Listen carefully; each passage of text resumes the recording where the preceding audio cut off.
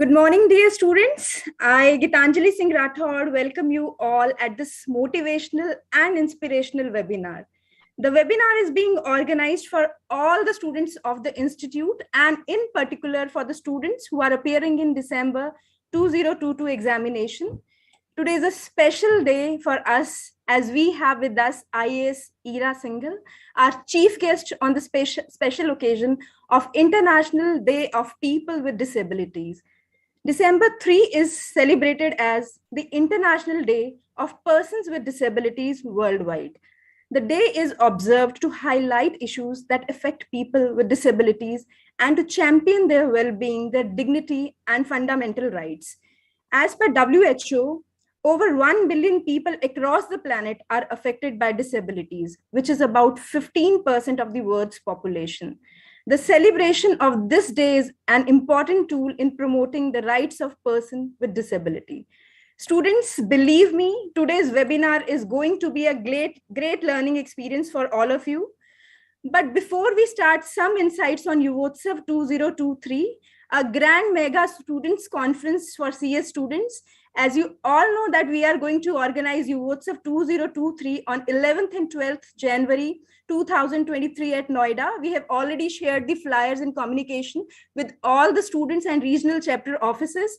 So you all are once again requested to send your nominations at the earliest at your respective regional chapter office by 20th of December 2022. Now let's start this webinar with these inspirational words. Believe you can, and you are halfway there. Now, without further ado, let's begin with this webinar. We are greatly honored to have with us special guests today. A very warm welcome to all of them. We are privileged to have with us our Honorable President, C.S. Devendra V. Deshpande ji, who is a constant source of motivation for all of us. Sir has been instrumental in taking various initiatives for the profession, students, and members.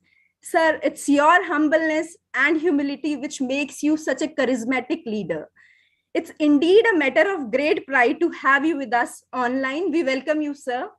Thank you. We also have with us Mr. A.K. Srivastava, Joint Secretary, Directorate of Student Services, who is one of the most dynamic officers in the Institute, and sir is quite popular among student fraternity. We welcome you, sir. Students, I now feel immensely happy to welcome our Honorable Chief Guest, IS Ira Singhal, who does not require any introduction as she is a well-recognized figure and a motivational speaker. She is known for her wonderful administration and high achievements. Apart from this, she is a philanthropist and renders selfless services to the society. Through her dedication and hard work, she cracked the civil services exams and qualified for the post of IAS officer. Her journey will surely inspire you all in many ways. We welcome you, ma'am. We are sure that this webinar is going to be one of the best motivational webinars for our students, and they are going to take a lot of inspirational tips today. I once again welcome all. I now feel extremely privileged to request our President, sir, to give his presidential speech. Over to President, sir. Thank you, Gitanjali. Good morning, all the students attending this particular webinar. My warm regards to IS Ira Singhal. Thank you, ma'am, for joining this particular webinar to speak to our students. A.K. Srivastava and Gitanjali, thanks a lot for coordinating and managing this entire program for the students. I think today there are two important days which are being celebrated. One is International Day of Persons with Disabilities. I always believe it is not persons with disabilities, but it should be persons with special abilities. Because if you have something less, God has given you something plus, which can take you through. So I think the name should be person with special abilities or different abilities. That is what I believe. There is also we are also having today International Advocates Day. So it is an Advocates Day which has been celebrated on 3rd December. So on these two important days, what we are today discussing is when everyone says you can't, the belief says yes you can, or determination says you can. I think this is the most important aspect as all the students are appearing in the forthcoming examinations. just maybe 15, 18 days are remaining, and now the countdown might have started in the minds of students. If they believe today that yes, this exam I'm going to crack, that I'm 100% sure that they will crack, because still there is a lot of scope for them to work upon. A lot of hard work can go into. Some students might have worked till today very hard, but if at this point of time, if they don't believe that they will pass in this exam, then the entire work which they have done so far will be at loss. So I think today what all the students need to do is believe in yourself, believe that okay, this is one exam which I am going to crack, and I'm going to top, as I think IS Ira Singalji, she had topped in her examination, so she is rank one in IS. So I think she is the best person to motivate all of you. So one day she might have believed this particular thought that yes, I can get that particular rank, and then all her efforts went into getting that particular rank.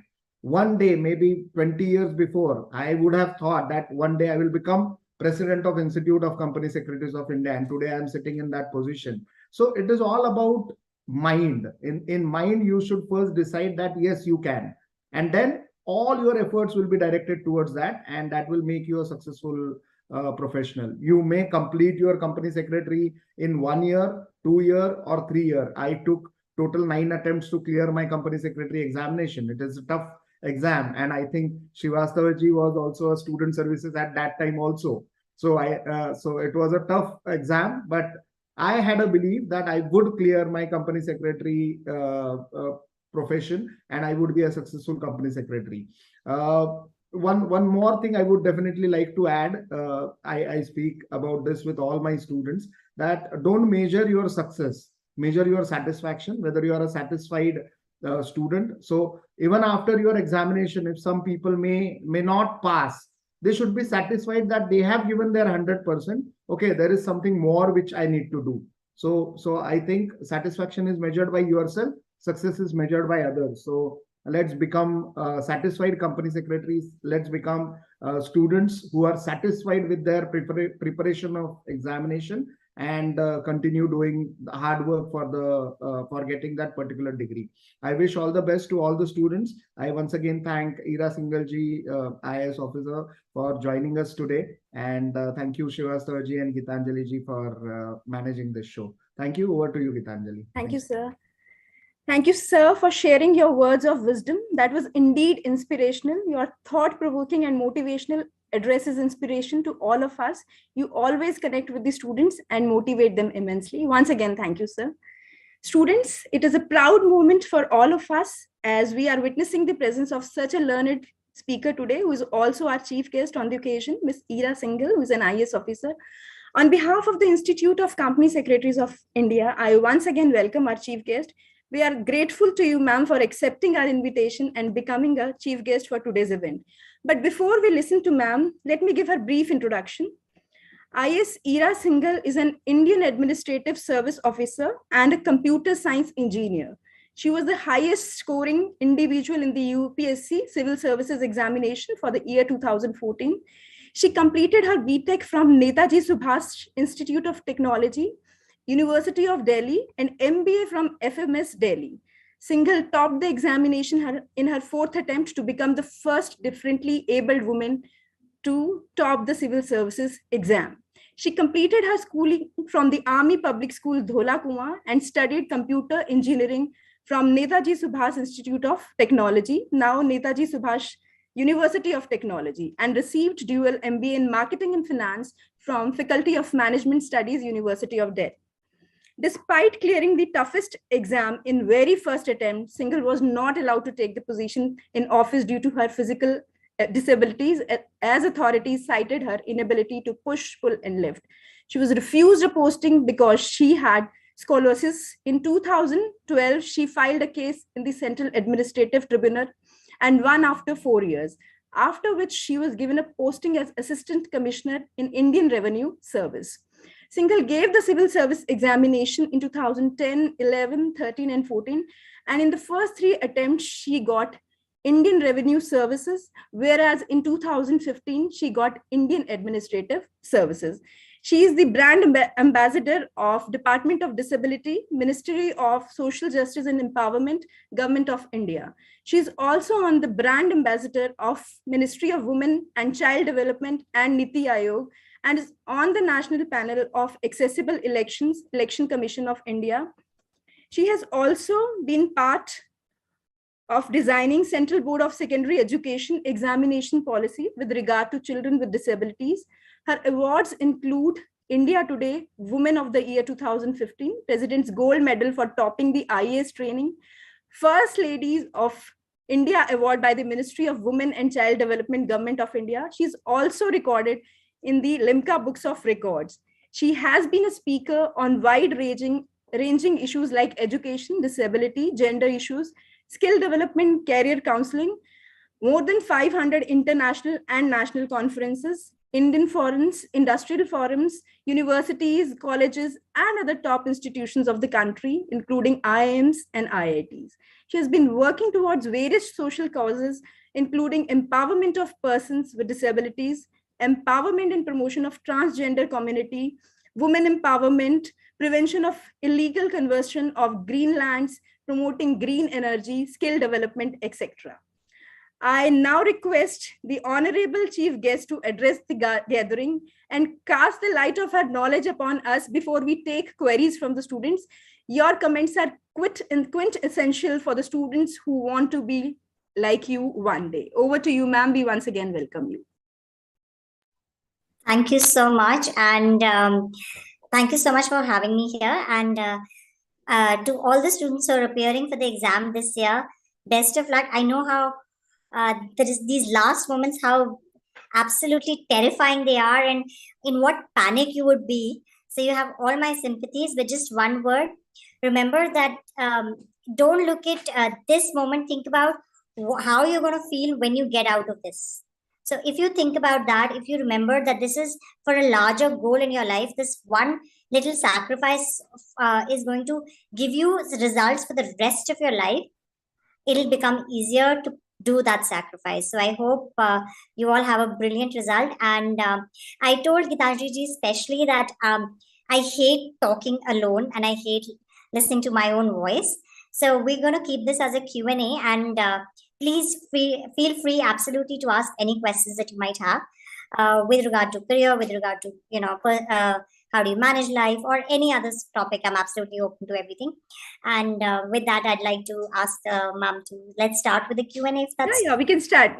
No, we are getting a lot of queries, no? Yeah. So I'll take one by one. Okay. One student is Lalita Bisht. She's asking how to remember the concepts. So the best trick to remembering anything is to write it every time. So every time you're learning, write and learn. लिख के याद करना जो होता है, that works the best. So, for example, if you studied 2 chapters, write down the concepts that you learned in them, then go back and check if you've written down everything. And then every time you read the chapter, write down.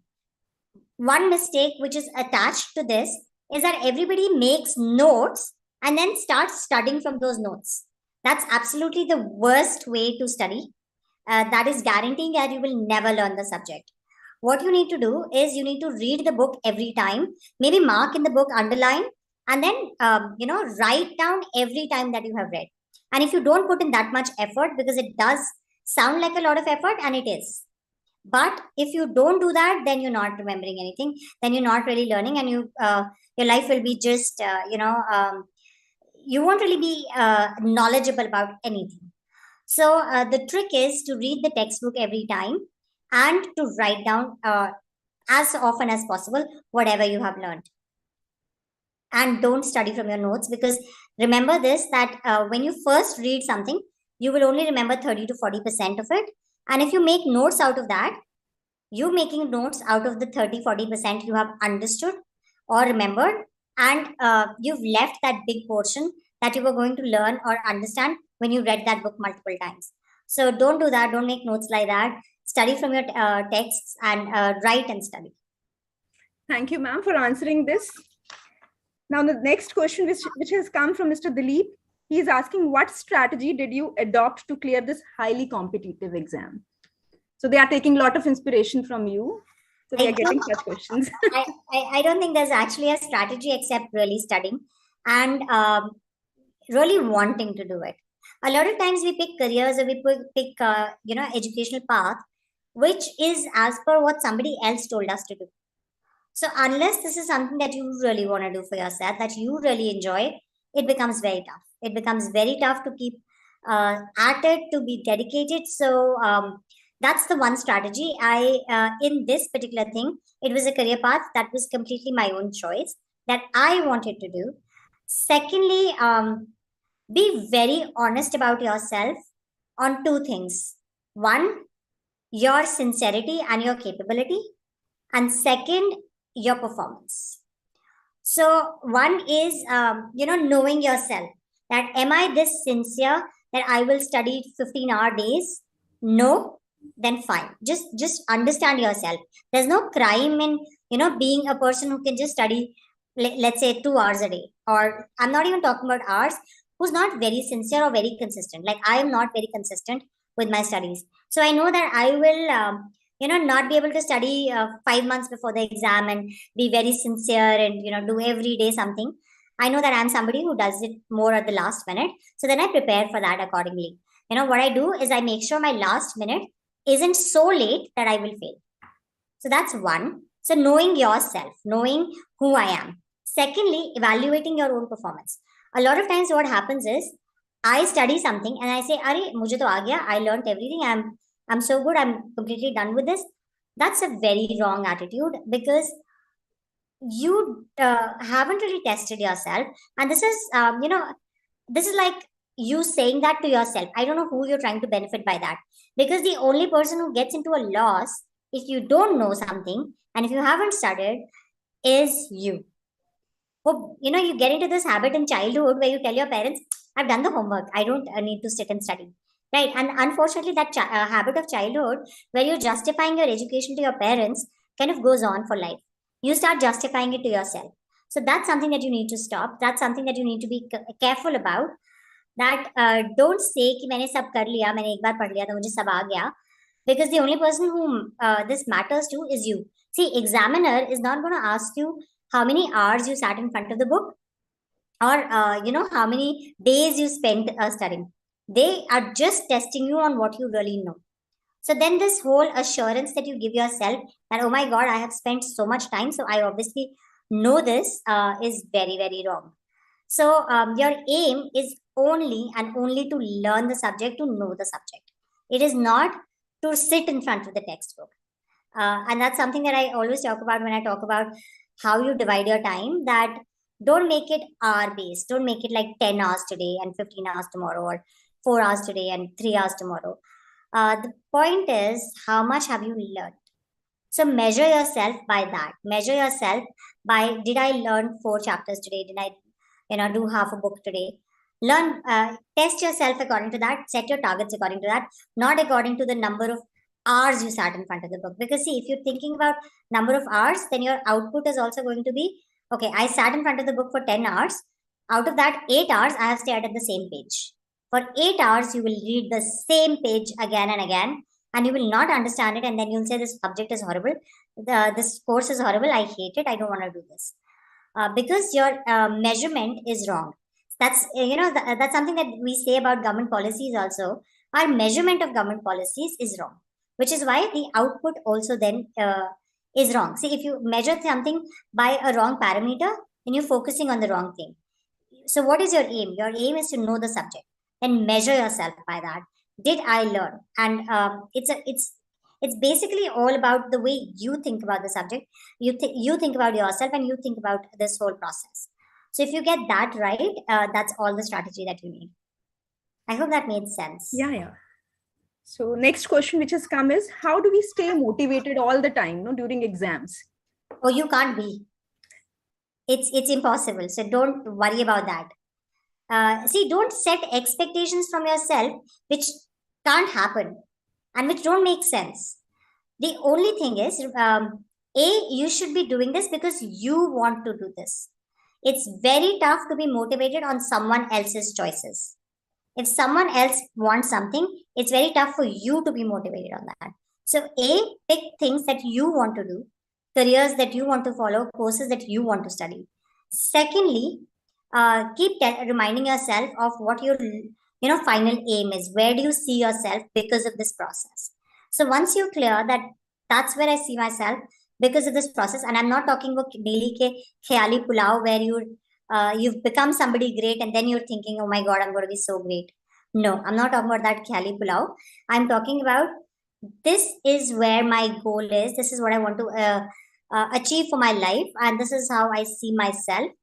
And this moment that I lost today will be counting towards that. So then it becomes easier to focus on the sacrifices today, because see, today it's just 1 year of your life, right? And that's pretty much 35 years of your career. So can you not spend 1 year to build the next 35 years? Think about it like that. Once you start putting things into perspective, that your sacrifice today is just 3 months. Let's say you missed a movie because the exam was happening. You couldn't go see a movie in the last 1 month of the exam because you had to study. Is that movie that relevant? Can you never see it again? Will you never get a chance to see another movie?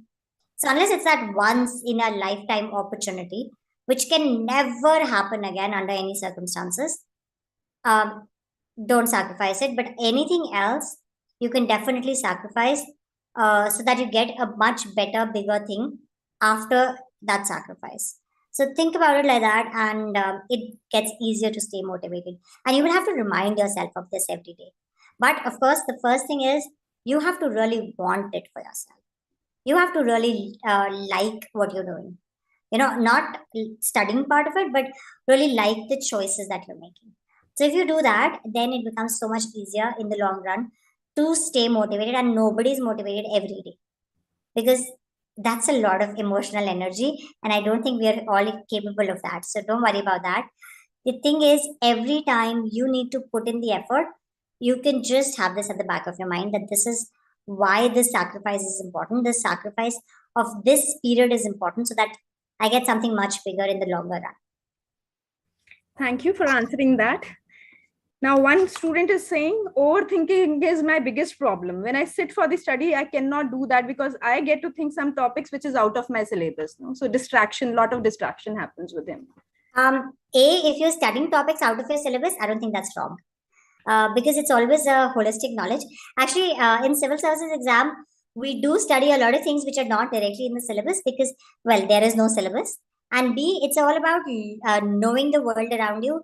It's about connecting to the world. It's about understanding the world. So, that kind of makes sense for us to build as much knowledge. And I personally think knowledge is not a bad thing. So whatever knowledge you have, it's always a good thing. Get as much knowledge as you can. But if you get into overthinking, then you plan your slots. So for example, I have to finish 20 chapters today. Then you plan that, okay, I'm going to spend 30 minutes on this chapter, 15 minutes on this, 25 minutes on this, and you keep a watch next to you. And then you're like, oh my God, time is going. Okay, let me come back. It becomes easier to come back like that. If you can, tell yourself that, okay, I just had 15 minutes to do this and now I'm getting delayed. You see the clock right in front of you. It gets easier to come back. Okay. It's easier to control yourself and to check yourself. But a lot of times it's not a bad thing to know as much as possible about the area of study that you're looking at. Rightly said, ma'am. Now, one student is saying, how can I control negative thoughts during the examination? So he's not able to focus. Okay. What are your negative thoughts? That's the bigger problem. One, is it, oh my God, what will happen if I fail? Well, then don't fail. Stop wasting time on that. And a lot of times, if you make a plan, like I'm saying, like you keep a watch next to you, keep a clock next to you, and you look at that and then you study, your brain will not wander too much because, you're kind of forcing yourself to go back. And like I said, if you write and study, if you try to remember things like that, those negative thoughts will not have time to come. And what are your negative thoughts? That you're going to fail, right? Well, if you're going to fail, it's going to be because you are spending this time thinking about failure. So tell yourself that okay, and be very realistic. Sometimes, honestly, if I was planning on climbing Mount Everest, I would also have negative thoughts, because yeah, the chances of me failing are very, very high, pretty much more than 99%. So that's how you have to look at what you're doing. So if be realistic, that am I on the path where I can realistically succeed? You get sometimes negative thoughts are not a bad thing, because fear, I believe, is very, very good. It keeps you motivated. Fear of failure keeps you wanting to work hard, keeps you at it. So it's not a bad thing. I don't think you should be scared of that. But what you should be scared of is the time you are wasting. So, and you can only do that when you remind yourself, okay, I just spent 15 minutes out of the course that I was supposed to finish. On this chapter, I've spent 15 minutes wasting my time. So don't do that. Okay. If you can remind yourself that, oh, this happened, it's not I mean, it keeps you on it. And secondly, negative thoughts about, oh my God, what am I going to do if I fail? Have a backup plan for everything. Also, know that if I fail, the way I looked at civil services was, if I fail, what am I going to do? Okay, I do have a good backup plan if I fail, but that's not going to be something that I'm going to be happy with as much. And that's why I need to do what I'm doing. You get it? But like, it's not going to be like my world has ended if I fail. There is always something else that I can do, but that's not going to be as good or as enjoyable or as satisfying as the thing that I'm aiming for. So then let me make the effort at getting this.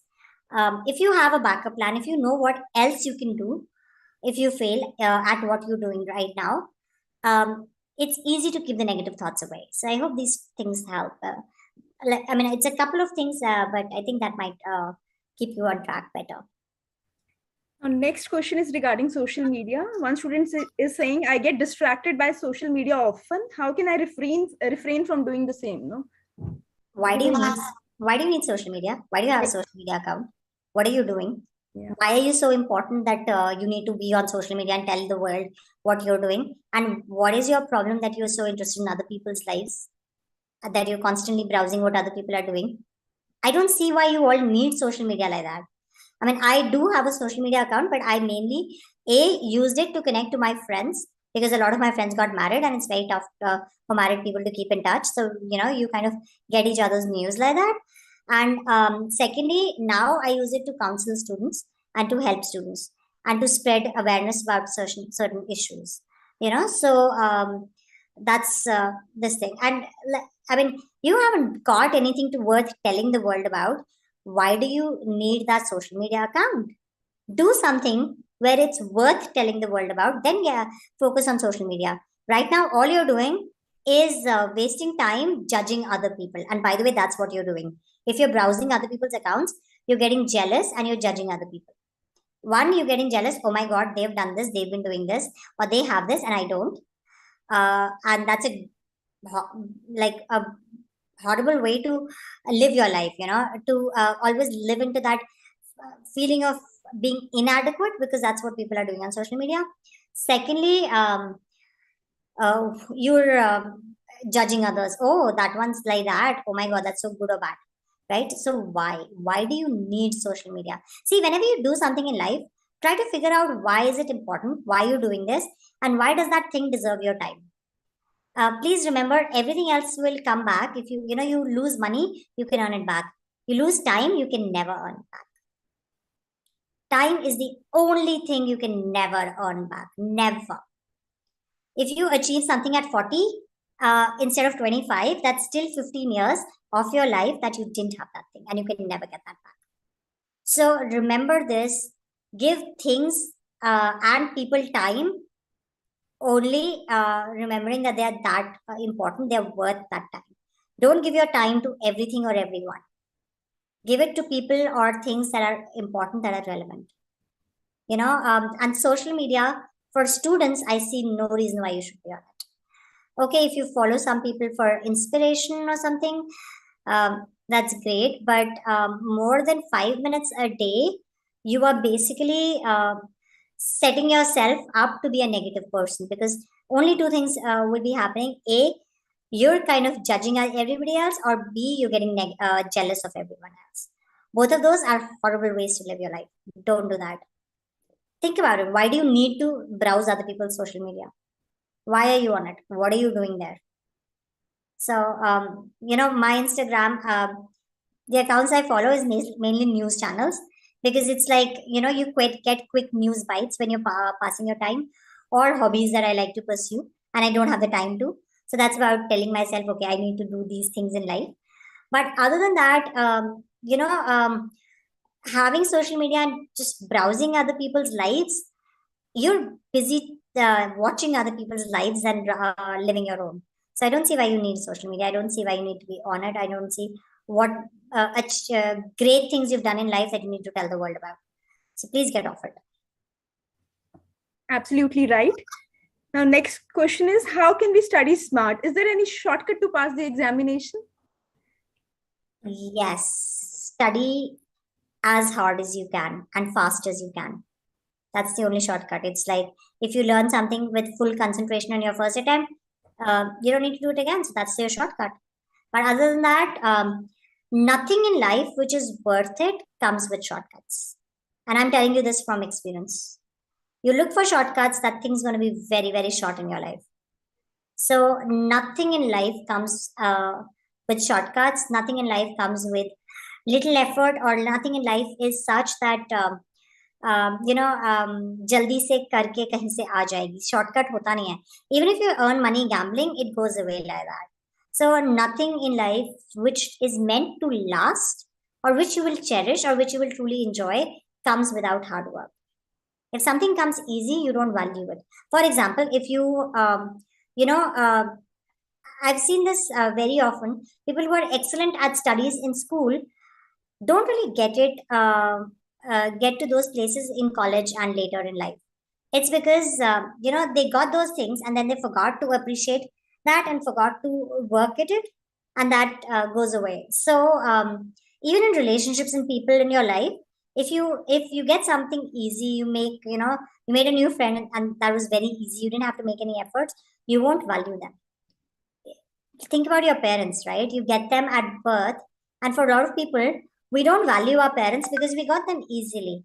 But ask those kids that don't have parents, the ones who had to, struggle, whose parents went through problems, and ask those kids how valuable it is. So the problem is, if it's a shortcut or easy, it doesn't really, we can't appreciate it much, and it doesn't really make that big an impact. So with studies especially, there is no shortcut. The only shortcut is, like I said, write and learn. You can always do that. But padhai mein, if you're looking for shortcuts, that's not really how it works. And then you're not going to remember anything. You're not going to be somebody who knows your subject. And by the way, you're in a professional course. So you're going to be judged all your life based on the knowledge that you have of your subject. You're in a professional course. You're not doing, this time pass sort of thing. You're going to pursue jobs basis your study. So for you, if you're looking at shortcut study routes, and if you're looking at not being good enough, you're going to be a professional failure. You're not going to be a study failure. It doesn't matter if you get 40 marks here. The problem is you'll be at 40% in life also. You're in a professional course. Remember this. In professional courses, it's not like school ki padhai ki, I don't remember histories that well, so it's okay. I didn't do that well in one or other two subjects, and that's fine. No, this here, it's going to define how you perform for the rest of your life as a professional. So here, shortcuts will be much worse than they are in school education or somewhere else. Thank you, ma'am. Next question is from Bhavani. She's saying, did you face any stress during your journey, studies, job, etc.? If yes, how did you manage it? Absolutely. There is always stress. It doesn't happen without stress. Nothing comes that easy, but it depends on the situation, right? It depends. So one, I look at what is there about the situation that I can change.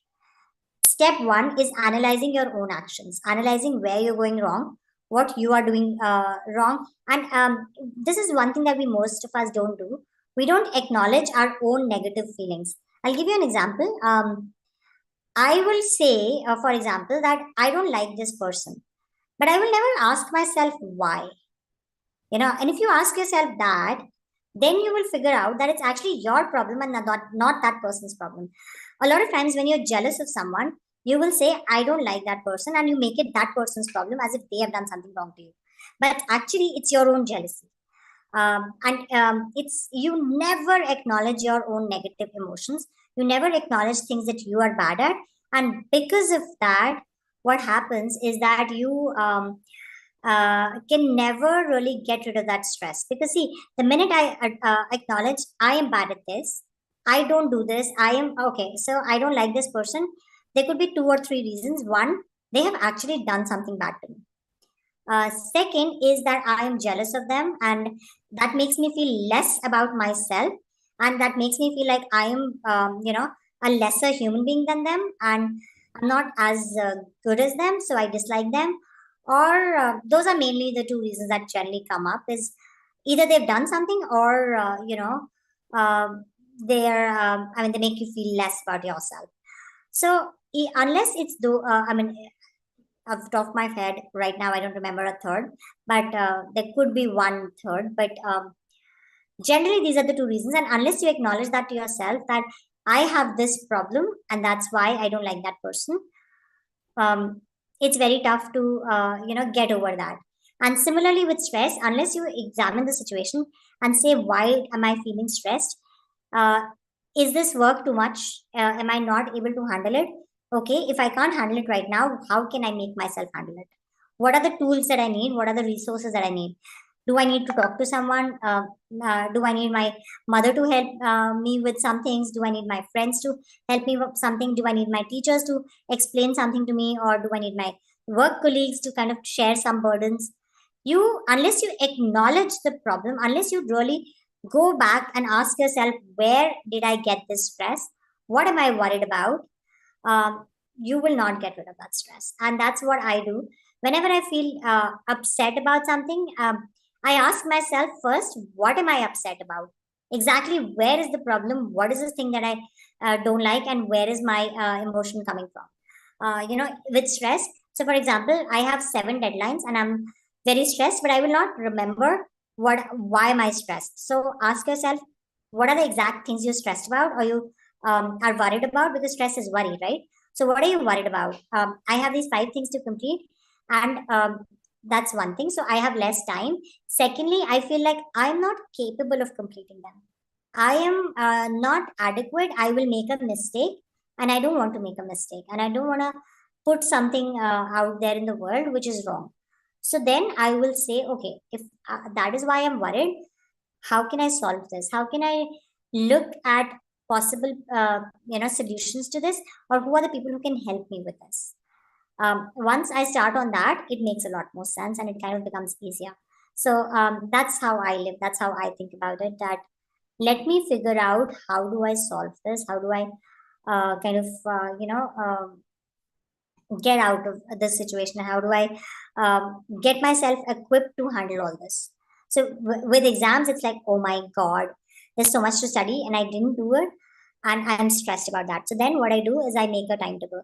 I decide, okay, day one I'll finish 5 chapters, day two I'll finish 10 chapters, and I kind of make a syllabus like that, including revision period.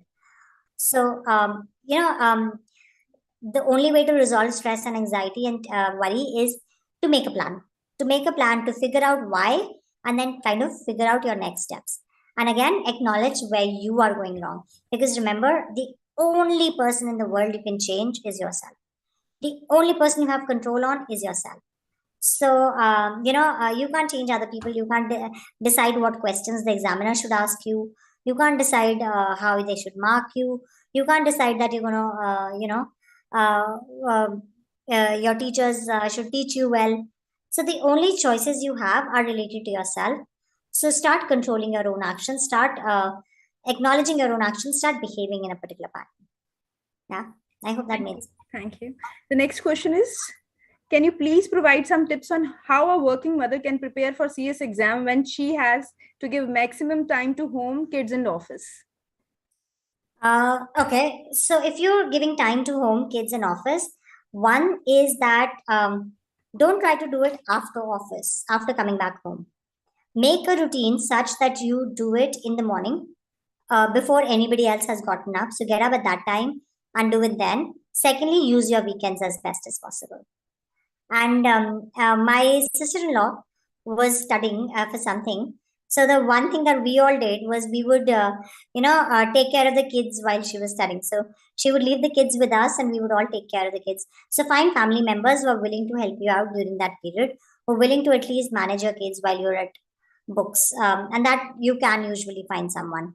If you're a pleasant person, if you're a nice person, if you're somebody who's made efforts to be nice to people, you will always have someone to back you up. So I think that's one thing that you can do is find help. If you're married, you have kids, and you kind of need to study, so just find that little help. Rightly said. Next question is scoring good marks sufficient for a successful career, or we need to work on other skills also apart from scoring good marks? How does scoring good marks make sure you have a good career? I had a friend who was my school and college topper, and she got fired from her first job after 1.5 years. So, sorry, scoring good marks means nothing out in the corporate world. It's all your other skills, it's your ability to understand, and it's actually your knowledge of the subject, and you having picked something that you're good at. And that doesn't mean you're good at technical part. It means you're good at the whole thing. So marks is just one aspect of something. Marks don't define success. Marks don't decide how well you're going to do something. A lot of times, the best, especially in our field, the best IS officers have been ones who were somewhere in the middle ranks. Very rarely have the toppers also been the best performers. That's very rare. So don't take it like that. It's not, marks are just that moment's parameter of your knowledge at that moment. It can always go up and down. I mean, think about it. You got some marks in 10th, right? Are you still the person who's that good at those studies of 10th or 12th? No. So it's that moment's parameter. It's not like it decides that you have this knowledge for the rest of your life. No, it goes up and down. So don't make marks like this one thing that kind of defines you in every way. You know. And to be good at life and to be good at your career, a whole lot of other skills come in, especially your skills with people, especially your skills with your teammates. How do you handle problems? How do you think of solutions? How do you respond to something? How do you, look at the larger picture or the smaller, minute details? All of that comes into play. And especially your team skills, your communication skills, your leadership skills. They matter a lot when you get into the job. Rightly said. One student is saying, my friend is specially abled and he has a lot of apprehensions on clearing CS examination. No? So like, how should he proceed with the, his preparation for the examination? How does being specially abled differentiate between a regular person giving the examination? I mean, how is that a different way of worrying? So he needs motivation from you, because he is not thinking in the right direction. No? He should be motivated. I don't think anybody else can motivate you. The only person who can motivate is you yourself. The minute you start looking at other people to motivate you, you'll be nowhere in life because those people are not going to be there with you forever. Whoever you're looking for motivation, they're not going to be around forever. They're not going to be sitting with you every day, every moment. So the only person who's always with you is you. Stop looking for other people to solve your problems. Stop looking for other people to give you motivation to keep you on your career path. It's your career path. Why should other people be responsible for it? Stop doing that and don't look at other people to give you motivation or to keep you on or to keep you off, because the minute you're looking at someone else to validate you or to push you or to keep you on something, you're giving them a chance that if they fail in their life, you're going to automatically fail in yours. So don't do that. And I don't see why being specially able should make it a different process for you when it comes to education as compared to other people, unless you're somebody whose educational materials then need to be differentiated. So for example, if your disability is visual and you need braille materials, maybe not everything is available in braille, and but then there'll be audiobooks. So maybe you can have audiobooks, or you can have someone read out to you, someone your I mean someone in your family, one of your friends. Some friends can read out some parts to you, some friends can read out some parts to you, or you can record the lectures in the class and then you can listen to them. So I don't know why disability should become a reason wherein it's a different thing for you. I don't see why. So rightly said, self-motivation is the most important thing. You don't need anyone else to motivate you unless you have, high self-esteem and all. No? That is more important. Self-motivation, high self-esteem. No? Now, this is one interesting question. Can you share one best and memorable moment as an IAS officer? So One. Yeah. It's very tough to share one because every day is a new thing, every day is a new battle, and every day something different is happening. So I don't know if I can share just one. I mean, there are a lot. Yeah. To share. It's a lot of see, one thing I always say is that no 2 days of our life have ever been different. So we don't always do the same thing again. It's every single day at work has been a different day. Every single day the problems we've handled have been different. Every single day the way we've spent the day has been different. Things that you learned have been different. So it's very tough to kind of pinpoint one day. And there are so many examples. So it's even tougher for me to decide which one is more interesting for you and not, it's tough to kind of decide it like that. All right. Next question is, how to overcome from exam pressure and failure to, pressure of to fail. Like I said, have a backup plan. Know what you're going to do after if this doesn't work out. And if you have a clarity of thought on that, it's easy to handle the pressure. So just remember what you're trying to do, why you're trying to do. That's it. That's all you need. Next question is, how to get the support from family when they don't believe in you? Is that a girl asking this? Is that a girl? No, this is a boy. Mr. Jitesh Yadav, he has asked this question. Okay. Boy is asking. I see, generally the world is a little different when it comes to this for women and men. You're a guy, so I'm assuming your family is not supporting you because they don't believe that you are serious enough. Then somewhere it's your own fault. You need to convince them that you are and you really mean it. A lot of times we expect the world to stand by us without us having done anything to show them that they should. See, why should someone trust you? Have you ever proven that you're worthy of that trust? People can't automatically trust you just because you were born in their family. You have to prove yourself worthy of that trust. So when I started my preparation for civil services, my parents completely did not trust me. They thought that I am so lazy. I didn't study through my engineering or my MBA. I actually did a lot of effort in MBA. My parents just didn't think it was the kind of effort that they wanted me to do, which was study at books, while mine was more about learning hands-on. So, but yeah. And when I was working at my job, I was working 20-hour days. So my parents kind of thought that I'm trying to run away from my job and I'm so lazy that I don't want to do my job. So I'm making this new excuse that I will study for civil services. So they thought that इसको काम वाम नहीं करना है, इसको काम कराते हैं इसलिए आलस दिखा रही है, तो अभी घर पे बैठना चाहती है, बहाना है civil services. So my parents completely did not trust me, and I had to show by my actions that that they should, and I was worthy of that trust. So I don't think trust is something that you can blankly ask people for. You have to prove that you're worthy of it. You can't just say ki I am your child, so now you trust me. Doesn't work like that. Why should they? So the thing is, you have to prove you're worthy. You have to prove you deserve it, and you have to prove that you can. You're serious about what you're doing, and you. Again, one more thing, have a clear plan. So that was one thing that I did, have a clear plan that I'm going to give these many attempts. And if something happens, great. If it doesn't, then I'll go back to my corporate career and live my life. Okay, in my case, that plan didn't work out because I never realized that my plan would fail because I would clear the exam, but the government would not give me a seat. So my plan failed not because of myself. And a lot of times, the reason I say this is because a lot of times your plans will fail.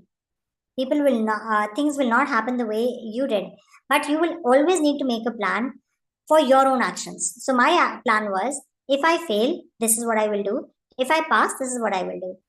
So have a plan. Tell that to your parents that I am giving this because this is what I want to achieve. This is what I feel is missing, and this is what I want to bring into my life. Secondly, if I don't get this, what am I going to do?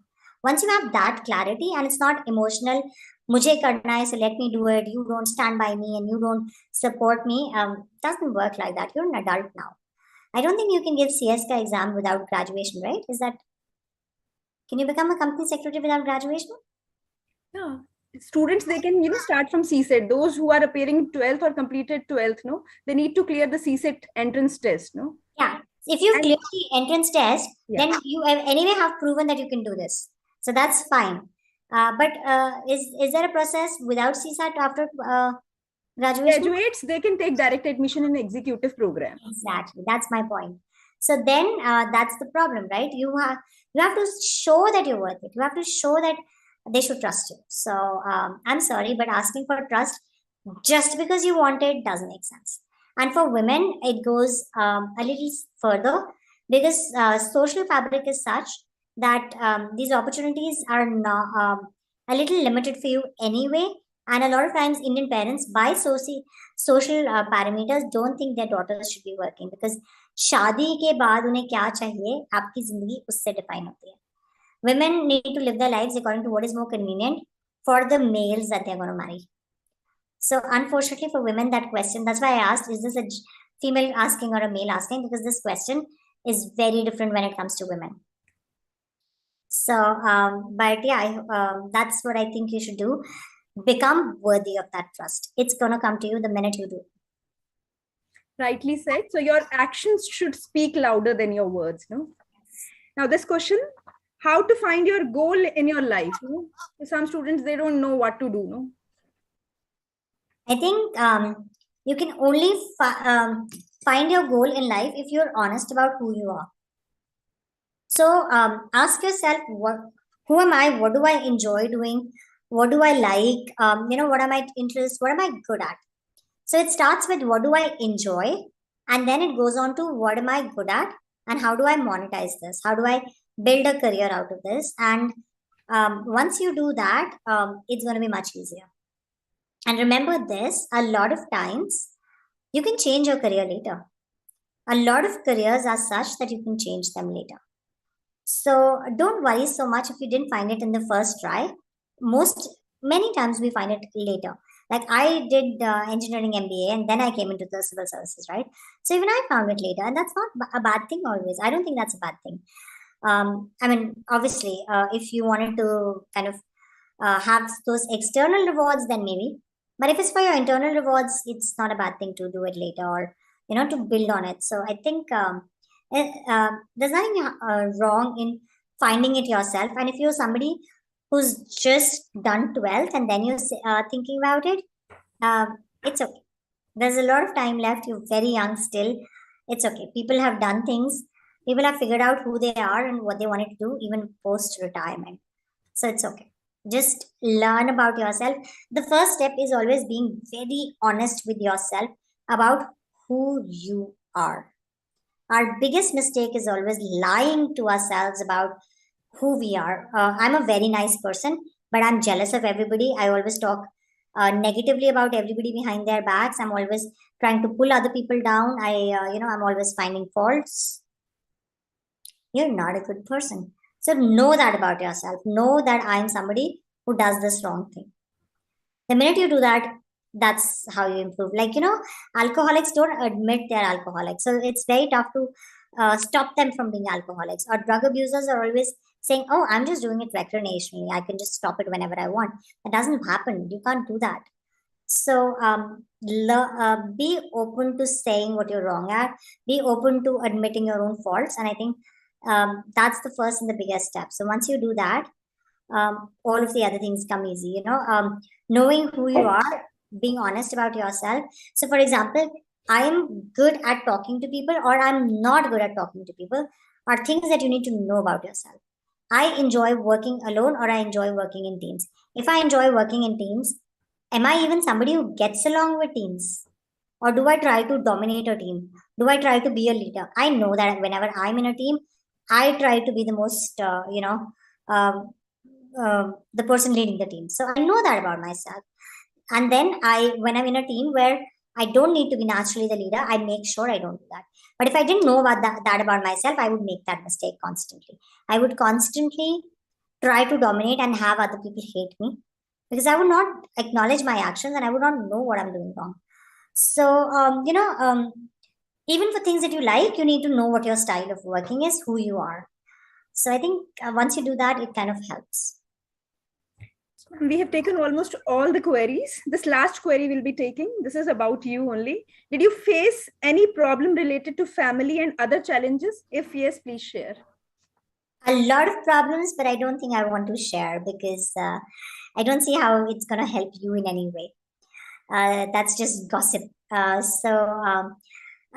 don't think anybody in our life you will ever meet who hasn't had problems. I don't think you will ever know anybody who's ever had, who's never had problems. The main thing is, how do you handle those problems? How do you keep yourself grounded? How do you keep yourself on your path, and how do you get over them? And it's important to process the problems. It's important to acknowledge you're disturbed. It's important to feel upset and let yourself feel upset, because if you keep pushing everything down, and if you keep ignoring everything, and if you keep saying to yourself, no, I'm not worried, no, I don't care, the chances are it's going to come out very negatively someday in a way that you didn't expect. So I think it's best to acknowledge the issues, to acknowledge the problems, and then kind of build from that. But there's nobody on earth who's not had problems, who's not, who's lived an easy, peaceful life. And by the way, if you find that person, you will find that they are somebody that nobody noticed existed. Because people who've never had problems, they don't do great things. If you read any books, if you read any stories about people, all those great people, you will realize that their lives in reality were just full of struggle.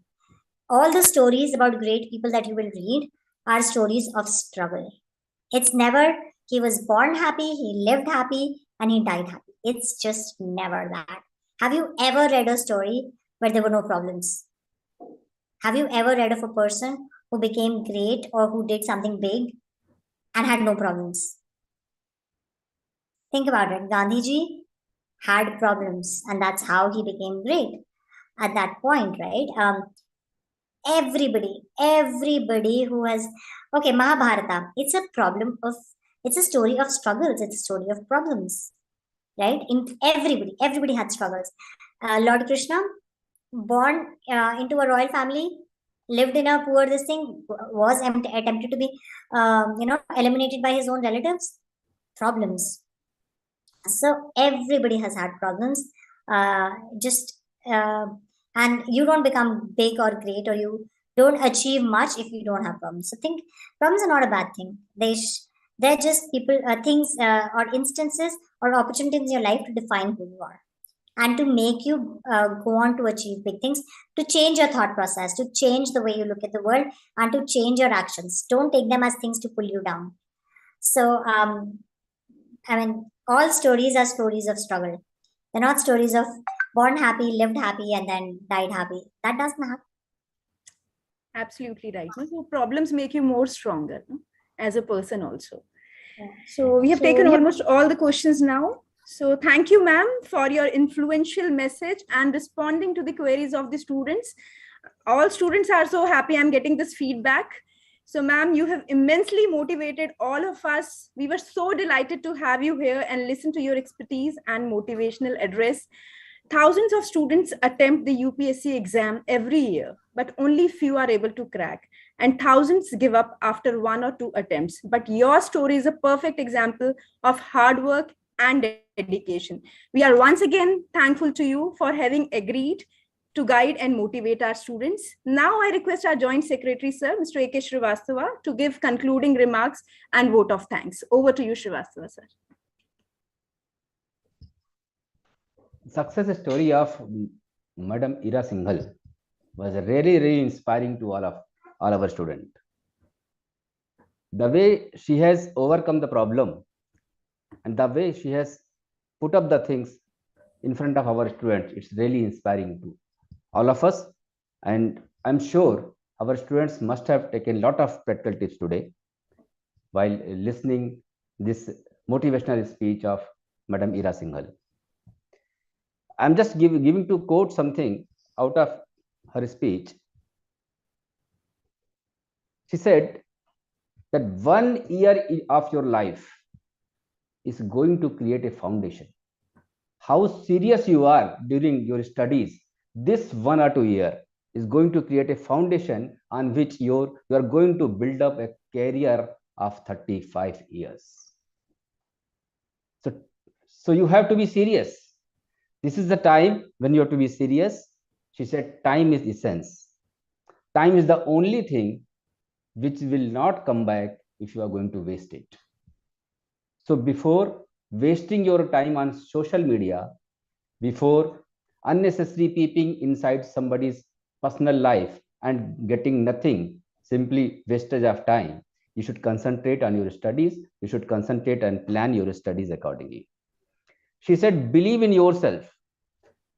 Do self evaluation of your own performance. Believe in your sincerity. Believe in your capability. Knowing yourself is the bigger thing which you are going to do, because that is going to define your strength and weaknesses, where the improvement is required and what is your hardcore area. Wonderfully, she has said that fear of failure is the best motivation. Fear of failure is good thing. It keeps you motivated all the time.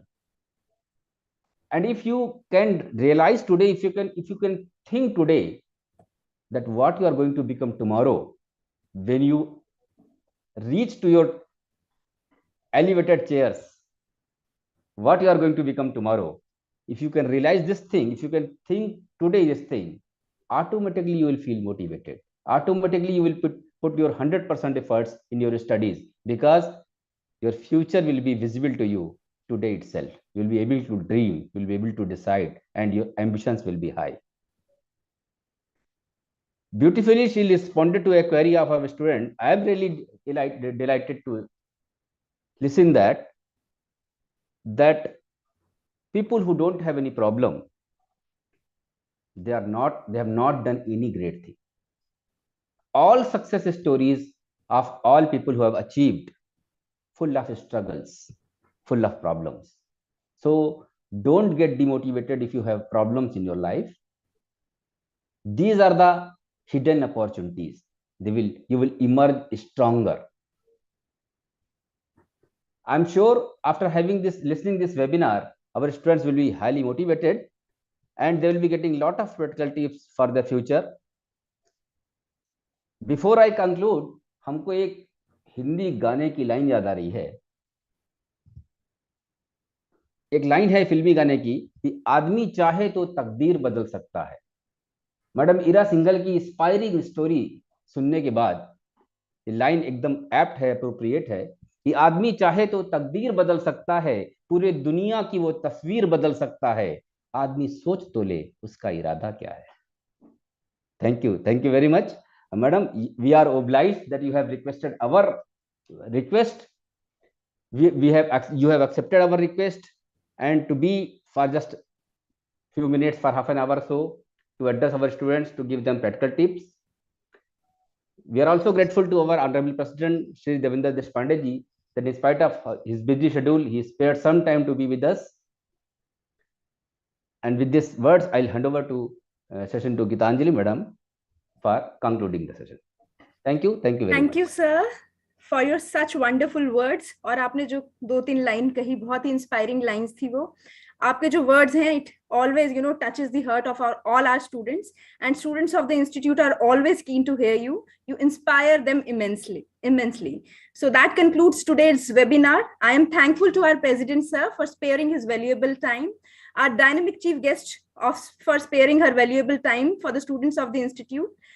Students, once again, I request all students to send in their nominations to their respective regional chapter offices for Yuvotsav. Believe me, this Yuvotsav is going to be very, very successful event for all the students, and you are going to take a lot of inputs and you will be going to enjoy this event a lot. So send in your nominations up to 20th December 2022. And good luck for your examination. Thank you all. Thank you very much. Thank you very much. Thank you, ma'am. Thank you, President Sir, Srivastava sir.